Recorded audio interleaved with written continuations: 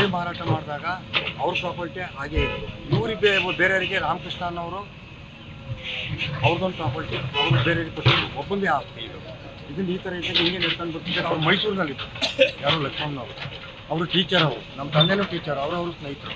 ಅವ್ರಿಗೆ ವಯಸ್ಸಾಗಿರೋದ್ರಿಂದ ಇದಕ್ಕೆ ಇದನ್ನು ನೋಡ್ಕೊಳ್ಳೋಕ್ಕೋಸ್ಕರ ನನ್ನನ್ನು JP ಅವರು 2020ರಲ್ಲಿ ಫಸ್ಟ್ ಲಾಕ್ಡೌನಲ್ಲಿ ಮೈಸೂರು ಸಬ್ ರಿಜಿಸ್ಟ್ರ್ ಆಫೀಸ್ನಲ್ಲಿ ನನಗೆ JP ಆರ್ಡ್ರ್ ಮಾಡಿದ್ದೆ. ನಾನು ಅಲ್ಲಿಂದ ಇದನ್ನೇ ಪ್ರಾಪರ್ಟಿಯನ್ನು ನೋಡ್ತಾ ಇದ್ದೆ. ನೋಡ್ತಿದ್ದಾಗ ಏನಾಯಿತು ಅಂತಂದರೆ ಇವರು ಏಕಾಏಕಿ ಯಶು ಅವ್ರ ತಾಯಿಯವರು ಇದನ್ನು ಕಾಂಪೌಂಡ್ ಮಾಡಲಿಕ್ಕೆ ಹೊರಟಾಗ ಕಾಂಪೌಂಡ್ ಹಾಕೋ ದಿವಸ ಬಂದು ನಾನು ತಡೆದೆ. ಅವ್ರ ತಂದೆ ಇದ್ದಾಗ ನಮ್ಮ ಪ್ರಾಪರ್ಟಿಗೆ ನೀವು ಯಾಕೆ ಆಗ್ತಿದ್ದೀರಿ ಅನ್ನೋದು ನಿಮ್ಮ ಹತ್ರ ಏನು ದಾಖಲಾತಿ ಕೊಡಿ ಅಂತ ನಾನು ಕೇಳಿದೆ. ಅವ್ರೇನು ಕೊಡಲಿಲ್ಲ. ಆಮೇಲೆ ನಾನು ಬಡವಳ್ಳಿ ಪೊಲೀಸ್ ಸ್ಟೇಷನ್ಗೆ ಹೋಗಿ ಕಂಪ್ಲೇಂಟ್ ಕೊಟ್ಟರು. ಆಗಲೂ ಏನು ಪ್ರಯೋಜನ ಆಗಲಿಲ್ಲ. ಸಬ್ ಇನ್ಸ್ಪೆಕ್ಟ್ರು ಆಯಿತು ಹೋಗೋಣ ಅಂತ ಅಂದರು. ಯಾರು ಕಾಂಪೌಂಡ್ ಮಾಡ್ತಾ ಇರೋರು ಅಂತ ಕೇಳಿದಾಗ ಇಂಥವ್ರು ಅಂತ ಹೇಳಿದಾಗ ಅವ್ರ ನಂಬರನ್ನು ಕೊಟ್ಟಾಗ ಅವ್ರೇನು ಮಾತಾಡಿದ್ರು, ಅವ್ರು ಸುಮ್ಮನಾದರು. ಅದಕ್ಕೆ ಅವ್ರೇನು ಮಾಡಿದ್ರು, ದೇವರಾಜ್ ಅವರೇ ನೀವು ಒಂದು ಕೆಲಸ ಮಾಡಿ ಕೋರ್ಟಿಗೆ ಹೋಗಿ ಕೋರ್ಟಿಂದ ಆದೇಶ ಮಾಡಿಸ್ಕೊಬನ್ನಿ ಅಂತ.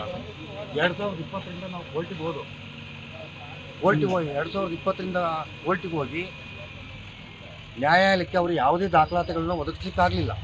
ನ್ಯಾಯಾಲಯದಲ್ಲಿ ನ್ಯಾಯಾಧೀಶರು ಏನೇನು ಕೇಳಿದ್ರು ಎಲ್ಲ ದಾಖಲಾತಿಗಳನ್ನು ನಾವು ಒದಗಿಸ್ತು. ಆ ಆಧಾರದ ಮೇಲೆ ಈಗ ನಮಗೆ ಪ್ರಾಪರ್ಟಿಯನ್ನು ಇದಕ್ಕೆ ಕೋರ್ಟ್ ಆದೇಶ ಆಗಿದೆ. ಇದು ಸರ್, ಇದೆಲ್ಲ ಆದಮೇಲೆ ಮತ್ತೆ ನಾವು ಮಾನವೀಯತೆಯ ದೃಷ್ಟಿಯಿಂದ ಅವರು ಒಂದು ಮೀಟಿಂಗ್ ಕರೀಲಿಕ್ಕೆ ಅಂತ ವಿಷಯನೂ ತಿಳಿಸ್ತು. ಬರ್ತೀವಿ ಅಂತ ಅಂದರು, ಅವ್ರು ಬರಲಿಲ್ಲ. ನಾವು ನಿನ್ನೆ ಏನು ನೋಡೋಕ್ಕಾಗುತ್ತೆ, ನಮ್ಮ ಪ್ರಾಪರ್ಟಿ ನಮಗೆ ಬೇಕಾದ್ರೆ ನಮ್ಮಂಥ ಬಡವರದ ಆಸ್ತಿಯನ್ನು ಇವರು ಇದು ಮಾಡ್ತಾ ಇದ್ದಾರೆ. ಅದರಿಂದ ಯಾರು ಕಾಂಪೌಂಡ್ ಕಟ್ಟಿದವರು ಯಶು ಅವ್ರ ತಾಯಿ. ಏನವ್ರ ಪುಷ್ಪ. ಆಮೇಲೆ ಇದು ಪಕ್ಕದಲ್ಲಿ ಶೆಡ್ ಹಾಕಿದಾರಲ್ಲ, ಇವರು ನಟರಾಜು ಅಂತ. ಇವರು ಒಂದು ಮೊದಲು ನ್ಯಾಯಾಲಯದಲ್ಲಿ ಏನು ತೀರ್ಮಾನ ಆಗಿದೆ? ನ್ಯಾಯಾಲಯದಲ್ಲಿ ನಮ್ಮಂತೆ ಆಗಿದೆ. ಅವರು ಯಾವುದೇ ಒಂದು ಇದಕ್ಕೂ ಕೋರ್ಟ್ಗೂ ಹಾಜರಾತಿ ಆಗಲಿಲ್ಲ, ಮತ್ತು ಯಾವುದೇ ಒಂದು ದಾಖಲಾತಿಗಳನ್ನು ಕೊಡಲಿಲ್ಲ. ಆದ್ದರಿಂದ ಎಲ್ಲ ದಾಖಲಾತಿಗಳು ನಮ್ಮ ಪರವಾಗಿದ್ದರಿಂದ ನಮ್ಮಂತೆ ಎಲ್ಲ ಒಂದು ಆದೇಶ.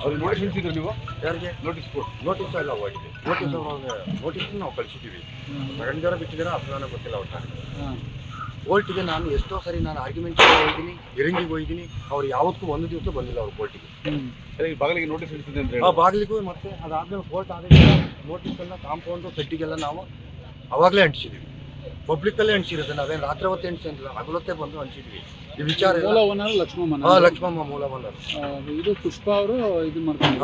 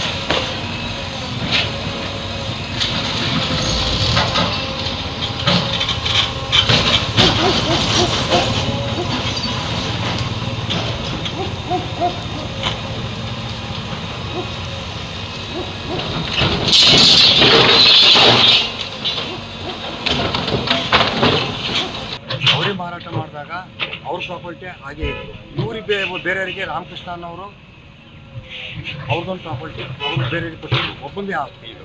ಇದನ್ನು ಈ ಥರ ಇದ್ದಾಗ ಹಿಂಗೆ ನಡ್ಕೊಂಡು ಬರ್ತಿದ್ದಾರೆ. ಅವ್ರು ಮೈಸೂರಿನಲ್ಲಿತ್ತು, ಯಾರು ಲಕ್ಷ್ಮಣ್ಣನವರು. ಅವರು ಟೀಚರ್, ಅವರು ನಮ್ಮ ತಂದೆನೂ ಟೀಚರ್, ಅವರವರು ಸ್ನೇಹಿತರು. ಅವ್ರಿಗೆ ವಯಸ್ಸಾಗಿರೋದ್ರಿಂದ ಇದಕ್ಕೆ ಇದನ್ನು ನೋಡ್ಕೊಳ್ಳೋಕ್ಕೋಸ್ಕರ ನನ್ನನ್ನು JP ಅವರು 2020ರಲ್ಲಿ ಫಸ್ಟ್ ಲಾಕ್ಡೌನಲ್ಲಿ ಮೈಸೂರು ಸಬ್ ರಿಜಿಸ್ಟ್ರ್ ಆಫೀಸ್ನಲ್ಲಿ ನನಗೆ JP ಆರ್ಡ್ರ್ ಮಾಡಿದ್ದೆ. ನಾನು ಅಲ್ಲಿಂದ ಇದನ್ನೇ ಪ್ರಾಪರ್ಟಿಯನ್ನು ನೋಡ್ತಾ ಇದ್ದೆ. ನೋಡ್ತಿದ್ದಾಗ ಏನಾಯಿತು ಅಂತಂದರೆ ಇವರು ಏಕಾಏಕಿ ಯಶು ಅವ್ರ ತಾಯಿಯವರು ಇದನ್ನು ಕಾಂಪೌಂಡ್ ಮಾಡಲಿಕ್ಕೆ ಹೊರಟಾಗ ಕಾಂಪೌಂಡ್ ಹಾಕೋ ದಿವಸ ಬಂದು ನಾನು ತಡೆದೆ. ಅವ್ರ ತಂದೆ ಇದ್ದಾಗ ನಮ್ಮ ಪ್ರಾಪರ್ಟಿಗೆ ನೀವು ಯಾಕೆ ಆಗ್ತಿದ್ದೀರಿ ಅನ್ನೋದು ನಿಮ್ಮ ಹತ್ರ ಏನು ದಾಖಲಾತಿ ಇದೆ ಕೊಡಿ ಅಂತ ನಾನು ಕೇಳಿದೆ. ಅವ್ರೇನು ಕೊಡಲಿಲ್ಲ. ಆಮೇಲೆ ನಾನು ಬಡವಳ್ಳಿ ಪೊಲೀಸ್ ಸ್ಟೇಷನ್ಗೆ ಹೋಗಿ ಕಂಪ್ಲೇಂಟ್ ಕೊಟ್ಟೆ. ಕಂಪ್ಲೇಂಟ್ ಕೊಟ್ಟರು ಆಗಲೂ ಏನು ಪ್ರಯೋಜನ ಆಗಲಿಲ್ಲ. ಸಬ್ ಇನ್ಸ್ಪೆಕ್ಟ್ರು ಆಯಿತು ಹೋಗೋಣ ಅಂತ ಅಂದರು. ಯಾರು ಕಾಂಪೌಂಡ್ ಮಾಡ್ತಾ ಇರೋರು ಅಂತ ಕೇಳಿದಾಗ ಇಂಥವ್ರು ಅಂತ ಹೇಳಿದಾಗ ಅವ್ರ ನಂಬರನ್ನು ಕೊಟ್ಟಾಗ ಅವ್ರೇನು ಮಾತಾಡಿದ್ರು, ಅವ್ರು ಸುಮ್ಮನಾದರು.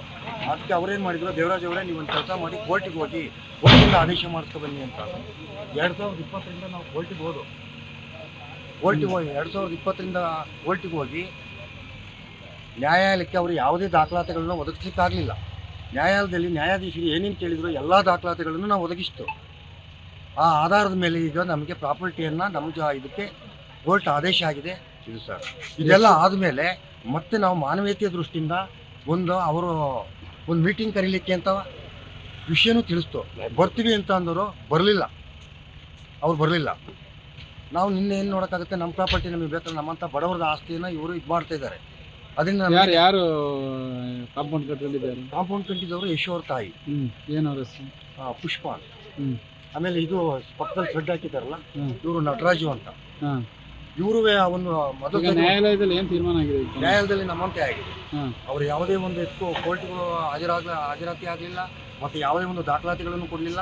ಆದ್ದರಿಂದ ಎಲ್ಲ ದಾಖಲಾತಿಗಳು ನಮ್ಮ ಪರವಾಗಿದ್ದರಿಂದ ನಮ್ಮಂತೆ ಎಲ್ಲ ಒಂದು ಆದೇಶ. ಅವ್ರಿಗೆ ನೋಟಿಸ್ ಕಳಿಸಿದ್ರು ನೀವು? ಯಾರಿಗೆ ನೋಟಿಸ್ ಕೊಟ್ಟು ನೋಟಿಸ್ ಎಲ್ಲ ಹೋಗಿದೆ.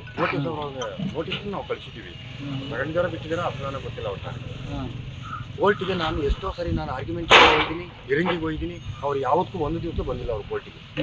ಈ ಬಾಗಿಲಿಗೆ ನೋಟಿಸ್ ಕಳಿಸಿದೆ ಅಂತ ಆ ಹೇಳಿ ಬಾಗಿಲಿಗೂ ಮತ್ತೆ ಅದಾದ್ಮೇಲೆ ಕೋರ್ಟ್ ಆದೇಶ ನೋಟಿಸನ್ನು ಕಾಂಪೌಂಡು ಸೆಟ್ಟಿಗೆಲ್ಲ ನಾವು ಅವಾಗಲೇ ಅಂಟಿಸಿದ್ದೀವಿ.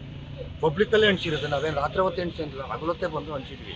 ಈ ವಿಚಾರ ಮೂಲ ಓನರ್ ಲಕ್ಷ್ಮಮ್ಮ. ಲಕ್ಷ್ಮಮ್ಮ ಮೂಲ ಬಂದರು. ಇದು ಪುಷ್ಪ ಅವರು ಇದು ಮಾಡ್ತಾರೆ. ಮಾಡ್ತಿದ್ದಾರೆ.